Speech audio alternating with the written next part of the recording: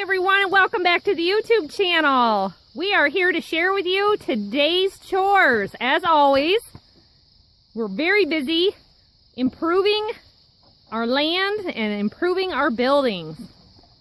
I got all the manure cleaned out of the barn, and this is all the wood from the pens and stalls that I ripped out. Let me show you what we did. All in line for getting ready for winter. That manure pile is cleaned out, and there was a gate going here on an angle, and then from this post to that post, and then other wood that is now gone, and sideways walls. This was a little hallway right here.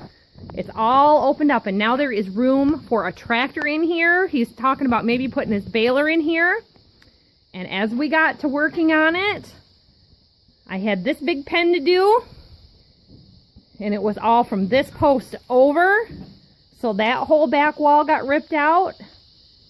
It went to right about there where that wheel is, and then it came up this way, and it was a second small stall, and it was also our feed room. This is where the plastic pipe ran through from the hammer mill over there. So I've got my plastic pipes all stacked up over there, and we aren't going to need them anymore. I've got all the guys here, and everybody is working. We got 3 more boards we're going to haul out here, and the 2 of you can manhandle this big piece together. Right? Yeah. Georgie's helping out. He stole my gloves, and I thought, hey, I'll grab the camera and start filming. Because there's one thing I cannot stand is working without gloves on. I have got damage to my hand and calluses, even with using gloves, because the jobs come up that you can't always have them. So you can see what happened here. What's going on? This one's going to take 2 people, 1 on each end. Okay? See? Yeah, there's my gloves. Yep. Ready for another piece?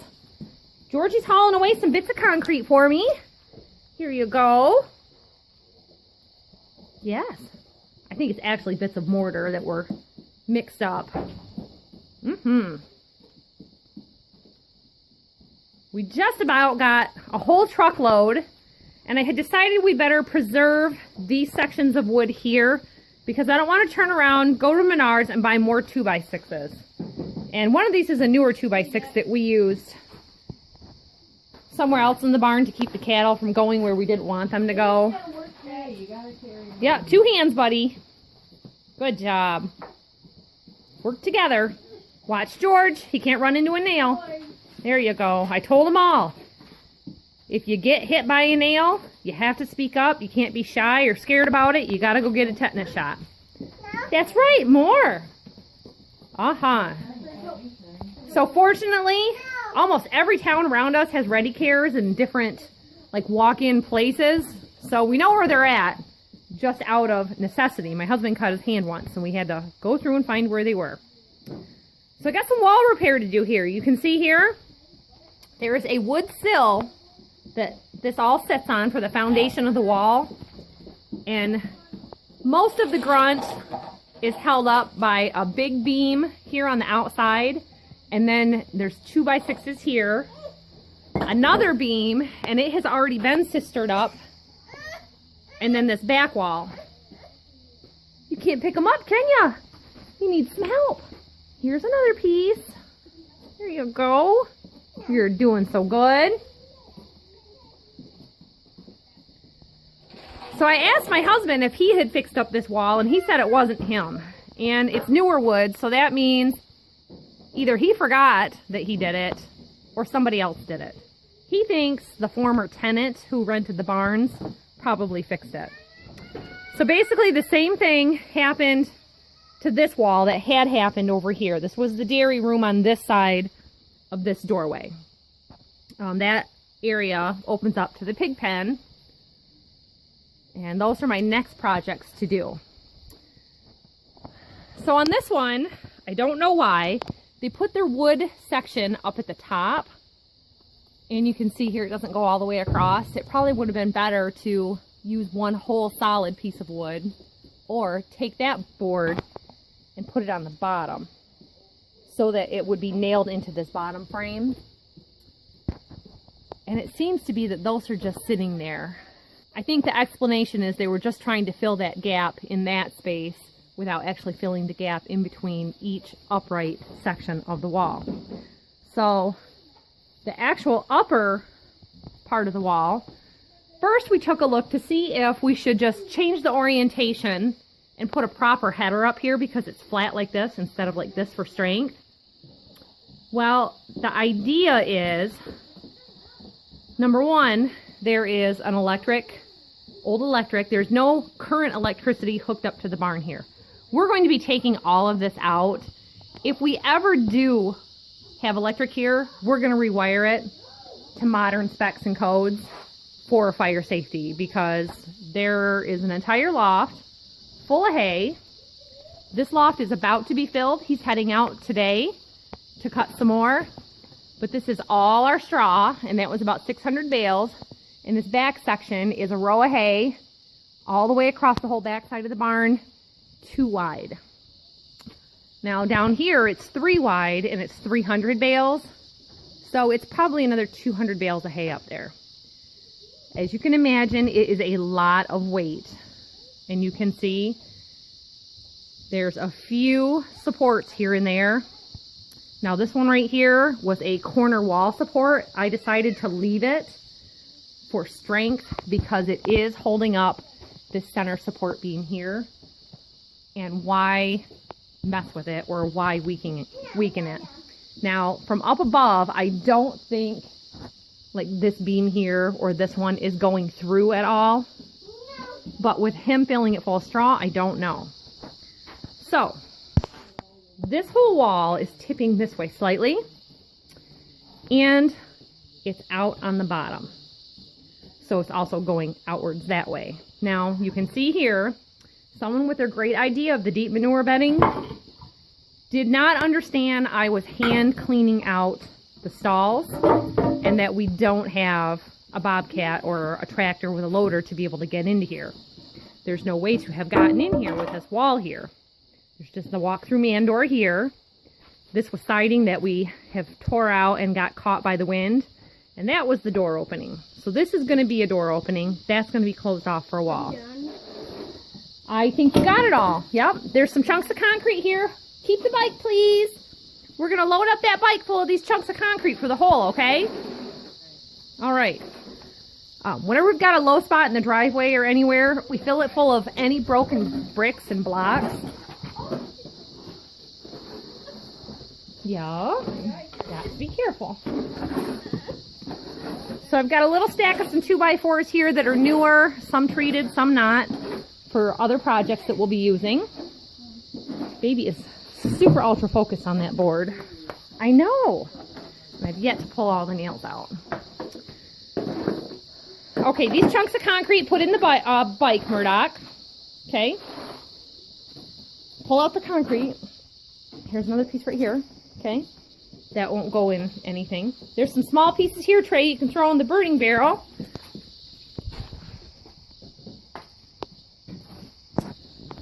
So this bottom sill is completely rotted. And you can see here, I was messing with it today to see how much weight is actually on it. And it seems to be these last two, or first two, are the only ones that are actually sitting on it.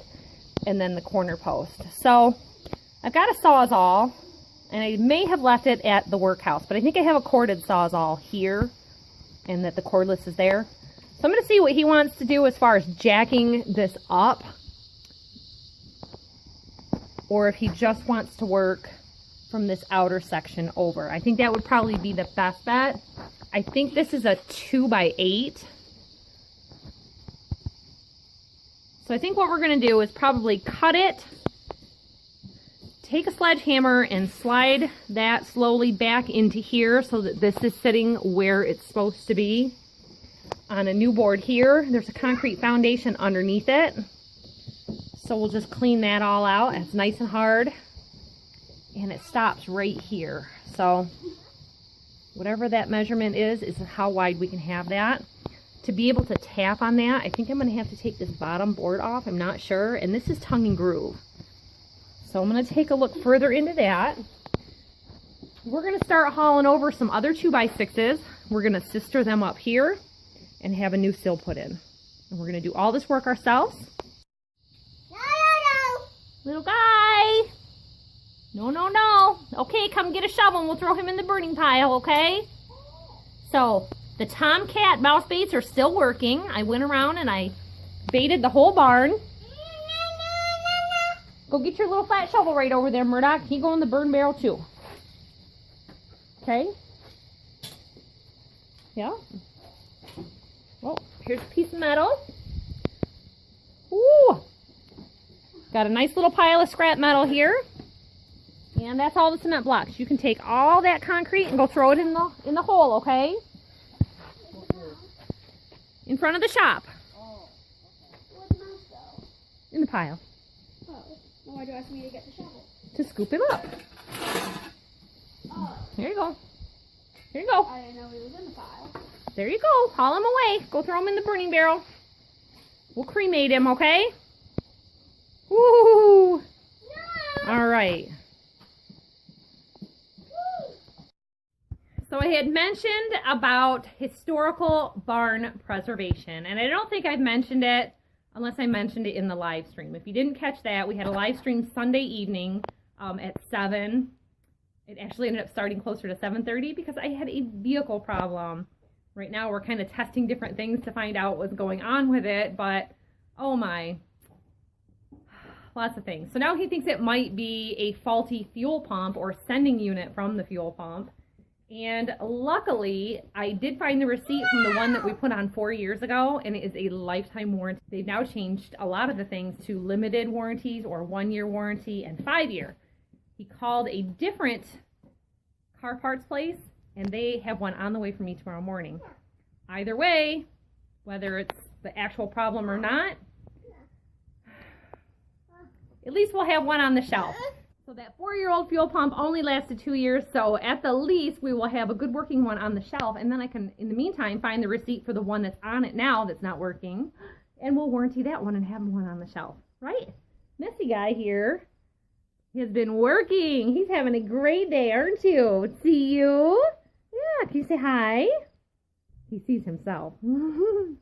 So as I was saying, I looked into the barn preservations for the state of Michigan and nationwide. Basically, if you spend $5,000 of your own money, which you could do pretty easily in a barn that needs siding and support beams and flooring and, you know, things like that, it can really add up fast. If you spend $5,000 of your own money, you can get a 20% tax credit back on your income tax returns. Well, and I believe it was allowed to be carried up to 5 years. So that's something to think of if you have a barn that you want to preserve or restore. We basically, just like with the tractors, I don't want to restore it. I want to keep it in working order. So we are going to shore this barn up. We've got some corner posts, we've got some siding to do, and I've got some broken concrete like I showed you before to fix up. If your barn can show some kind of historical significance, then you might be able to get some actual funding for it, but trying to get that established is not an easy thing because in general, most of us in Michigan are just local farms that have been sold over the years. Some of them might have like 100 years in the family, kind of centennial and even bicentennial significance. And then you might be able to get some funding from like your state or local government and these other preservation societies. We're not going to qualify for anything like that. So we are going to do this nickel and diamond it at a time, selling a few bales of hay and straw, and we're going to fix it up with our own backs. Yep. As nice as it would be to hire somebody else to come in here, it tends to be, if you've ever dealt with builders and remodelers, and I've even had comments to hire the Amish. I really don't even know how to find an Amish builder around here. I'm sure if I asked around, we might be able to find something local or on the internet. But they're going to say, oh, this foundation is shot. It's no good. Well, you know, maybe they didn't dig it down 4 feet deep below the frost line and it's cracked. We're going to dig this out. See that? It's heaving because it wasn't done deep enough. We're going to dig it out, and we're going to get this corner post here up on this foundation where it's supposed to be. The sill is gone off of there. The whole thing is out, sitting on a rock because there was nothing underneath it in the first place. I don't know why, but the wood basically that it was sitting on top of the rock has rotted out, and this wall's starting to push out. Again, same problem with that deep manure. We're going to do everything we can. I was up in the loft today. I saw a section up there I didn't like real well. I knew that this other back corner over here, the post doesn't seem to be sitting on anything. And they turned around and went and added a whole long barn onto this on a cement block foundation, and they didn't tie the blocks together in any way, and the blocks were falling out. And that barn is essentially collapsing. I don't know if we'll ever be able to save it in time. It's already been kind of falling with no time to get in there and shore it up and do a repair. We'll see. We got to see what we can do. That's a newer barn. We actually found out it was taken apart, reassembled here. Speaking of the Suburban being broken down, somebody just did a grocery run at the local grocery store for me and brought us back some supplies. Ooh, the family's favorite snack. These Bridgeford pepperoni sticks. They cut themselves off a couple of inches of that and have a snack on it. And not so much for me. They're way too spicy for me. What do we got here? Ooh, Coca-Cola for Mommy and Trey. I don't think that's actually full. Let's help you down. It's full. Did you all know that the machines at the factory put a color code on the bottom of the cans? Bethany calls them a splat. You had a donut, didn't you? Uh-huh. Chocolate donut. Ooh. All of that was chocolate. Only chocolate. Yum, yum. Donuts for everybody else. You don't need a donut. Okay, these are eggs. We needed some breakfast supplies, and I can't get to the grocery store right now. Here, Murdoch, here's one more. So they took a break for their night to ship out an Etsy package. If you're local to us at all, you should know that you can do after-hour shipping at the service desk at your local Meijer store. The post office comes there and picks them up. It varies town to town, you know, what time the post office will come, but they stop there before they head out to do their final run at the end of the day to get you some supplies back to the post office. Well, guys, I thought I'd give you one last opportunity before I filled this barn full of hay to see how the final project turned out with the barn. So I've got this lower back part of the barn that used to be the dairy room, about 300 bales in here. I have space for a little bit more, and he just brought me a whole fresh load of hay. Here's about 105 bales to put up, and I wanted the space. So everything that I had that had been, this was a former hallway here, and then that way, I just tucked it up all into the front of the barn so that he can figure out where he wants this stuff, because it'd be better used kind of stacked on pallets or something in the shop than out here in the barn taking up space for hay. So it's all by the door, but it's gonna rain, so I don't want to put it all out. I gotta wait for him to help me move this old barn door. It weighs a ton, and we just did straw about 4 or 5 days ago, and all the broken bales got thrown down the chute. So I'm gonna load that up into the Dodge and throw it on the garden, do a little bit of weed control. But this is it.